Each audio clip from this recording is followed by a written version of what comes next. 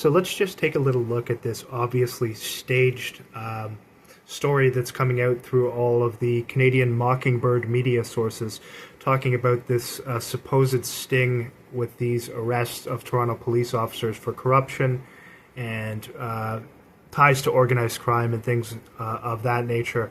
Obviously, all this is, if you understand how these systems operate and how the Canadian communitarian system operates, it's simply a smokescreen that they're putting up. They're putting this out there as damage control, because obviously there are some people who are starting to wake up to police involvement in drug trafficking and organized crime.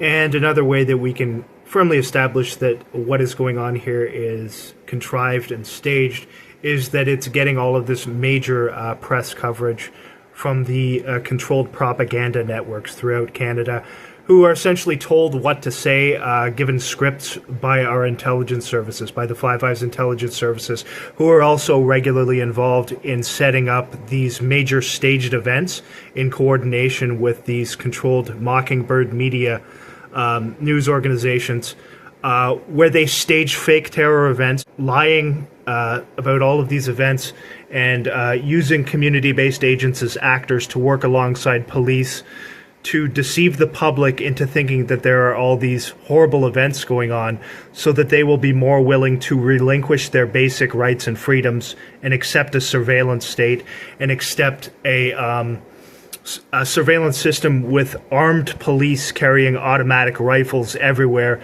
to protect them from non-existent terror threats, using the Hegelian dialectic, which is what these criminal Freemasons always use. They create and manufacture the problems themselves, and that always involves using these state-funded Mockingbird propaganda media networks and the criminal police, firefighters, and others staging fake events.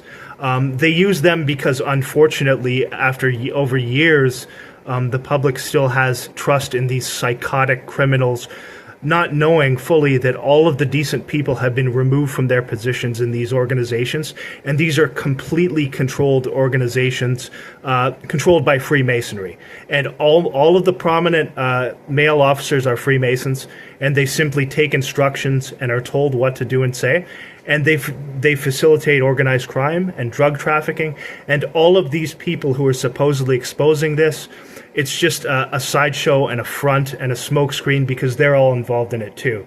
So you have a group of Freemasons with the Yorkregion police pretending to expose a bunch of Freemasons in the Torontopolice, just to create a smokescreen, basically just to do damage control. And part of that is some of the material that I've put out, talking about this very openly. They weren't putting things like this out in the press too regularly before. You might have noticed that. And you might have noticed also that whenever I mention police involvement in drug trafficking, which is clear and obvious and can be proven beyond any shadow of a doubt, and I mean all Canadian Freemason police. And you might as well just refer to them as the Freemason police, because that's who they are. They only represent Freemasonry. They're only in their positions, all of the prominent officers, because of Freemasonry. They lie continually on behalf of Freemasonry. They stage fake events and traffic narcotics on behalf of Freemasonry. So Freemasonry dictates what they're to do and say, and all of these important reporters, the male reporters, you'll see them on these news shows wearing their purple ties, representing Freemasonry, while they put out these propaganda pieces to attempt to deceive the public into thinking that there's some real action taken to correct these things, when in reality, there's no action being taken. This is all staged. It's also important to note that all of these other sources as well in the fake, contrived, so-called alternative media in Canada, these people who they lie to you and tell you are citizen journalists, these auditors who go out, and these Freemason auditors who go out and stage fake interactions with the police and constantly stage fake altercations so that the police can justify, attempting to justify enacting new laws to remove people's rights to film their criminal activities in public. you can tell all of those frauds are going around talking about this as if it was real too. So Rebel News is reporting on it as if it was real, in the same way the Canadian Mockingbird media is reporting on it as if it's real. And a little while back they had that guy, what's his name, Mad Mossad Press or whatever, the guy who claims to be a former Toronto cop. Although the former is probably a lie, he's probably still a Toronto cop. And that guy who for some reason just gets all of this press coverage when no one who's legitimate, who exposes police corruption, will get talked about in the mainstream media, because they know that any exposure is good exposure. Any coverage is good coverage, even if they're slandering you, because it brings attention to what you're saying. So he's definitely a fraud, and you can see that guy making satanic Freemasonic hand signals in a number of videos, which I put out as well. So they have him going around talking about these arrests as if they're real, also working to deceive the public into thinking that something is being done about this corruption. But you can tell for sure that that's false, and that there are going to be no real arrests, and there will be no real trials, and none of these officers will do real prison time. The way you'll be able to tell for sure that all of this is staged is that the corruption and the drug trafficking and the crime will simply continue as they were before. They just put this out there to attempt to deceive people into thinking that their organizations aren't completely corrupt and rotten to the core and completely run by Freemasonry and the criminals above them with the crown controlling things, with the symbol of the crown on all of their uniforms. So let's move ahead here and listen to some of these lies and nonsense regarding this stage play that they've set up here to create the illusion of transparency and to try to deceive people into thinking that some of the Freemason police are somehow exposing their Masonic brothers, who they're not allowed to speak ill about, right? They've taken oaths to their Masonic lodges that don't allow them to do things like this, to expose their brothers. So we know it's not real. We know it's completely fake. None of these people will do any prison time, and this is nothing more than staged theater.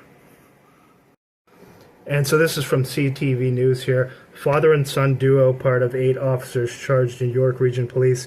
And if you've done any research on the Canadian communitarian system, you know they use families. That's why, you know, if the father was a cop, you know, a lot of times their son will become a cop too. So they can ensure that they have corrupt Freemasons in all of these positions for generations who will simply do exactly what the state tells them to do. They will lie about anything. They'll exploit their own children. They'll exploit the elderly. They'll partake in staged events where they pretend children died just to push ahead these agendas that the state wants them to push ahead. They're psychopaths with no empathy, but they will protect each other since they're all involved in organized crime together, and so it's in their best interest to protect each other. So let's listen to what the Masonic-controlled nonsense Canadian media has to say about this. John Woodward in studio tonight. And you can see John Woodward here. Let's just point out, sorry if this is shaking a bit, I'm recording it with my phone.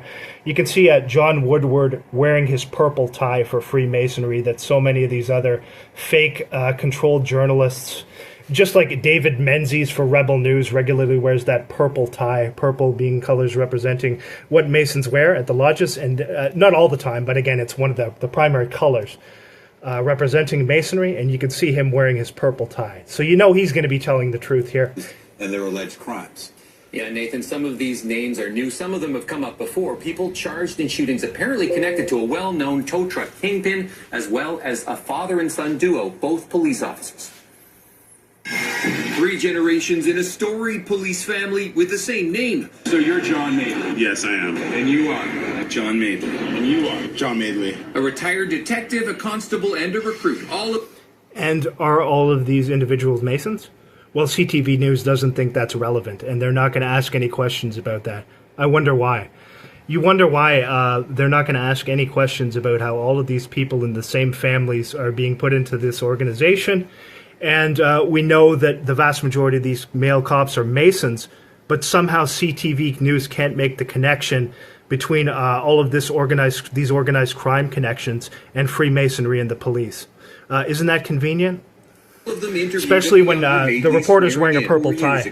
Oh, it's the proudest day of my life. I'm ready to go. I'm excited. The 55-year-old Madeley just retired under a cloud, accused earlier this year of a breach of trust for possessing a stolen handgun. and working with organized criminals, including a man dubbed Frank the Tank, allegedly running a gambling ring. Madeley was swept up in Thursday's announcement. Yeah, and Madeley was going on Instagram and posting photos of himself loading a gun on Instagram.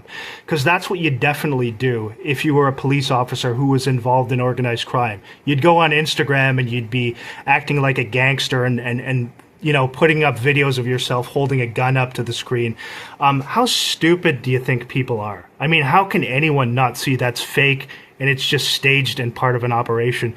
There's no way, if a cop was really a part of this, that he's going to go online and do that. No one would do that. We know that's completely fake. And Instagram and all of these social media sites are completely controlled as well by the Five Eyes intelligence services. So they'll just have officers staging a skit like that, and he was obviously told to do that as part of this fake story, which they had prepared probably behind the scenes for some time now.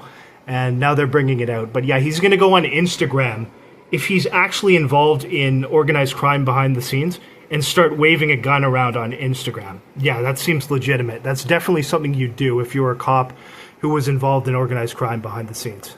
Alongside his son, the father-son duo among 8 current and former officers charged in the probe. Personally, I'm mortified. I'm saddened to hear whatever. Yeah, you look like you're... Look at those eyes. Look at those eyes on this guy, man. Have you ever seen the eyes of a shark?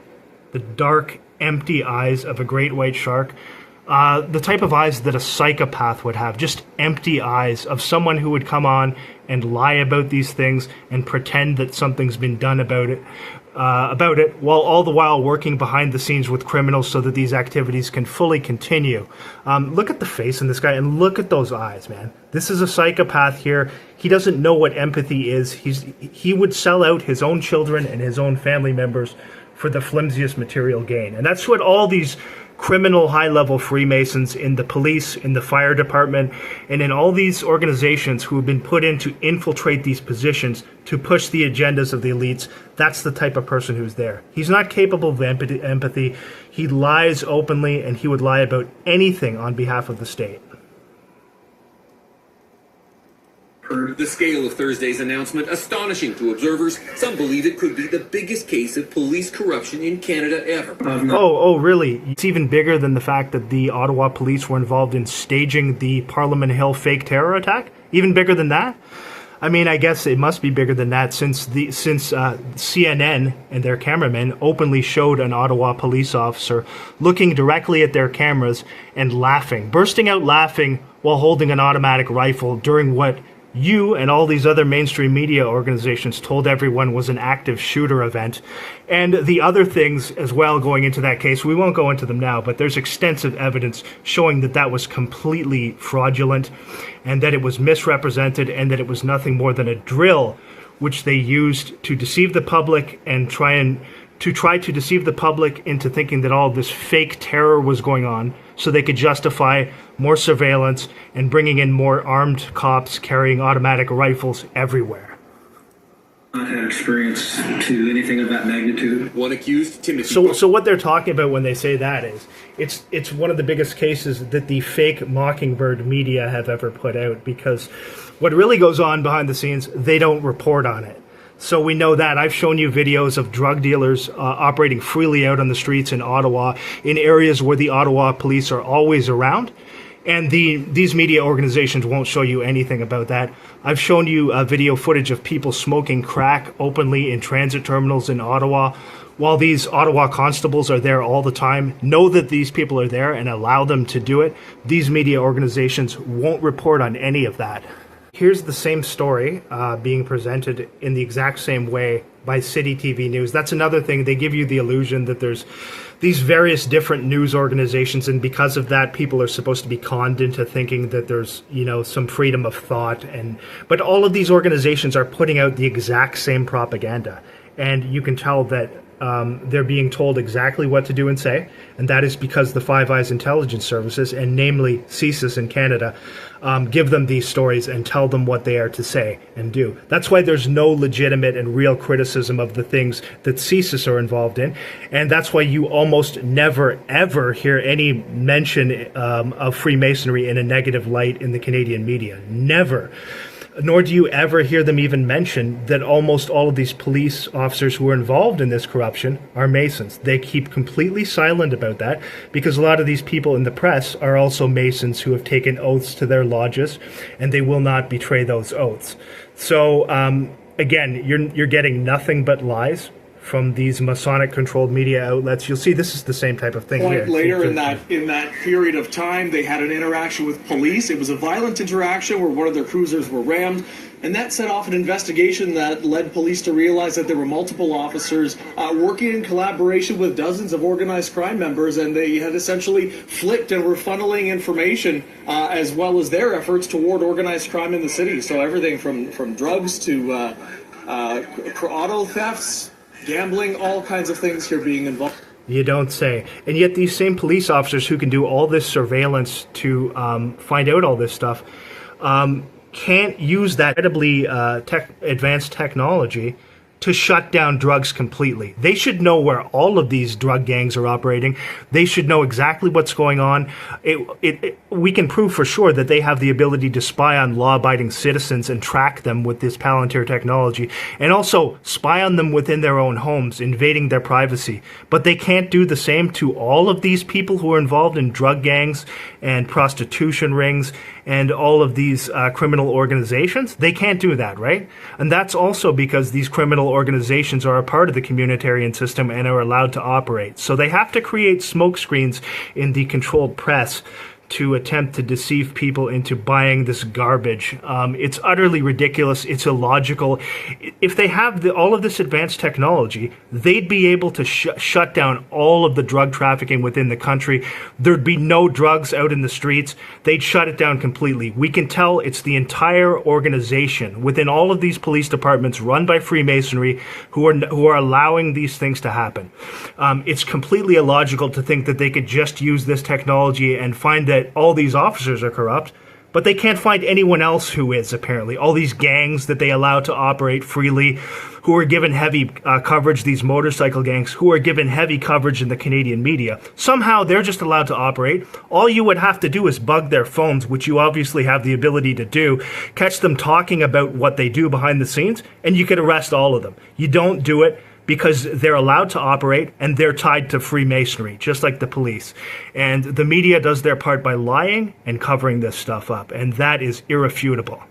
So one of the major reasons why CSIS and the Five Eyes intelligence services are having their controlled Mockingbird media organizations putting out these fake stories regarding staged arrests of Toronto police officers for corruption is to try and present the illusion that there is some transparency within some of these police organizations. So in other words, that with the corruption going on, that there are some of them that are good and who are looking to do things to stop it.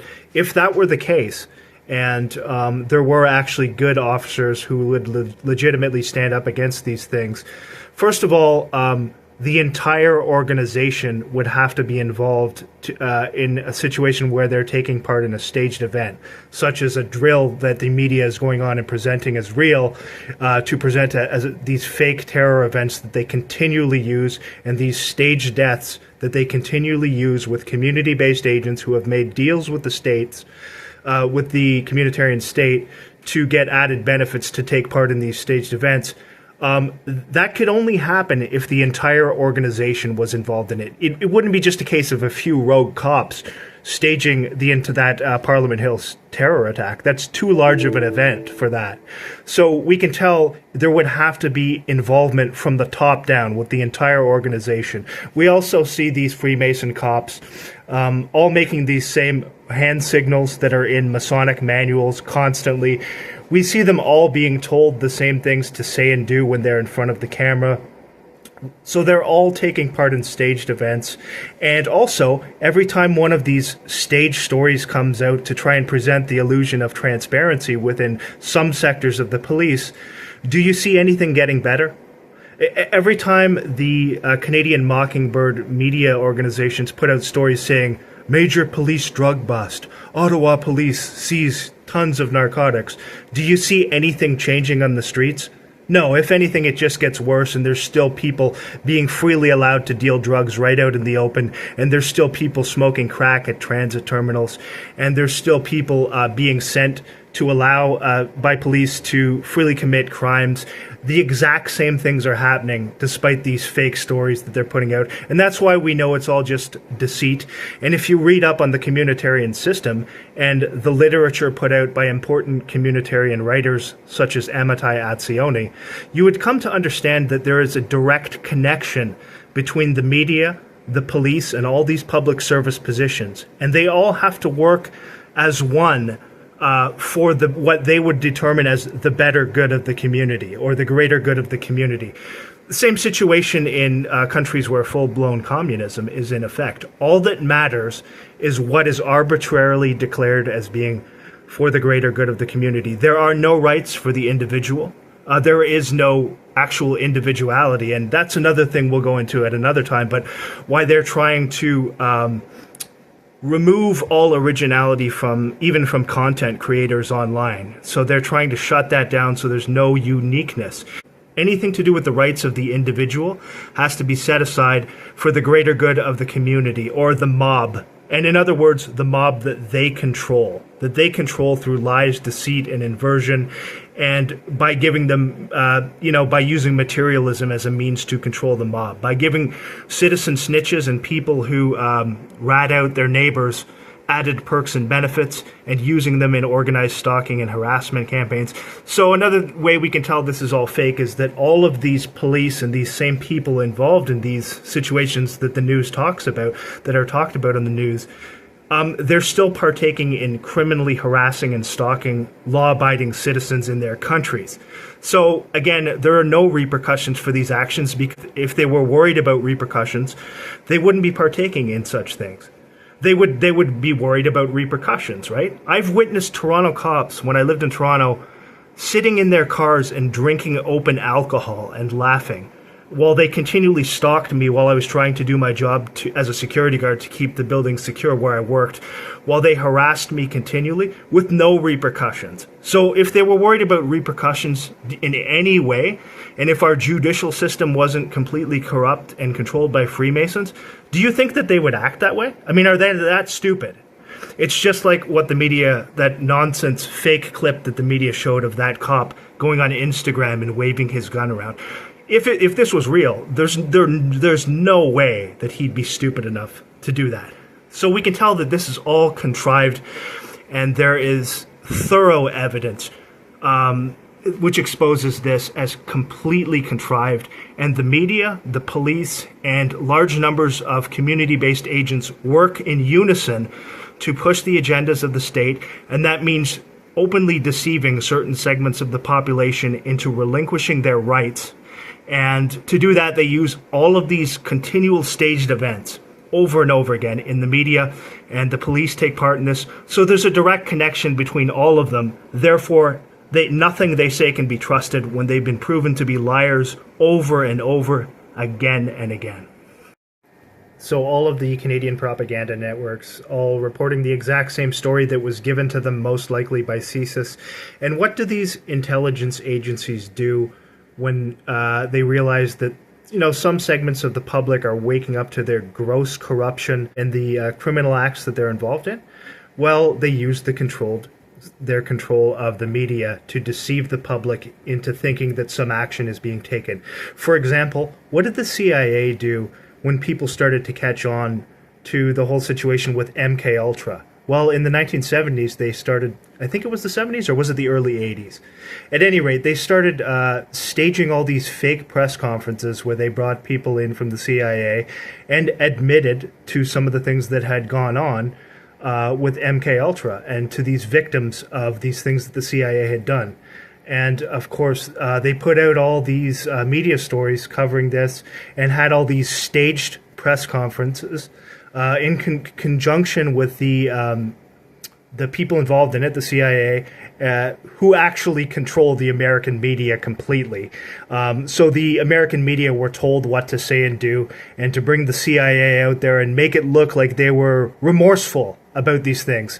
Meanwhile, after all these staged press conferences, what happens? Where the CIA says, oh, we're no longer doing these things anymore, and we've ceased Project MKUltra operations. Right after that, it continues on again. It just continues on, and nothing changes, and these things get worse, and they continue to do the same things. So that's how these intelligence agencies operate, with their control of the Masonic press. It all began with a dramatic takedown last June near Toronto. Officers watched from above as suspects rammed a police vehicle in the driveway. The case leading investigators to uncover a murder plot. Yeah, sure they did. And notice the key word dramatic, how they fit that in there. Dramatic, i.e. dramatized, staged. You can see the type of technology they're using there with AI to make it look like they're doing all this amazing surveillance on these people. Yet somehow you still have hard drugs all over the place, freely available all throughout Canada. Look at the streets of Vancouver. Look at the streets of Toronto. Somehow people are able to continually get their hands on drugs, and you have dealers operating right out in the open, but they can't do any sort of a sting on those people somehow when the cops are right around those areas. Again, it just shows you it's illogical, and this is ridiculous and completely staged. And you can just tell they use community-based agents to take part in these staged events alongside the police. And what you have to know, if you are not a part of the communitarian system, is they have huge amounts of people who know fully well that these things are going on, and that the police are partaking in these things, and they work to insulate them. And of course, they get a lot of material benefits on the side for doing that, and they are basically the paid false witnesses, paid liars, paid informants of the state, and they will do anything the state asks them without limitations. Unfortunately, many of them will. And so they have all those people on the payroll, and those people are paid to lie and insulate the police involvement in drug trafficking. And when I say police, I mean the whole organization, all of the police forces throughout Canada, Masonic controlled, and utilizing paid witnesses to cover these things up and partake in staged events. And this is just another staged event here. The arrest was, I'm sure, completely staged. And as is the case with the Canadian judicial system, all you're going to see in the media are these sketches of what supposedly went on in the courtroom. So your only source of information for what supposedly went on in the courtroom where these trials are being held or will be held is the Canadian state-controlled propaganda networks who lie to you about everything. So obviously they could easily just lie, and our intelligence services can put out these fabricated documents to make it seem as if some of these officers are actually doing prison time, and just give them false identities and start them over elsewhere doing the same things again. That's how it works. Canada's organized crime syndicates run entirely through Freemasonry, and no negative talk is allowed in the controlled media about Freemasonry, nor are any of these people allowed to draw the obvious connection between Freemasonry, police corruption, and organized crime. And as I said, as you can see here, the courtroom sketch here, and that's all you get. That's the only piece of evidence that would show you that any of these trials for these officers are actually even going on, is some sketch that somebody did, and then they put it out, and you know, your only source of information on any of these supposed trials are the controlled Canadian propaganda networks, or Rebel News, who are essentially the same as the controlled Canadian propaganda networks. They just present you with the illusion that they're for freedom and all of this too. So those are your only sources that any of these trials are even happening. It's quite clear that these are fabricated trials, and that no one's going to do any prison time, and that this Masonic corruption is just going to continue.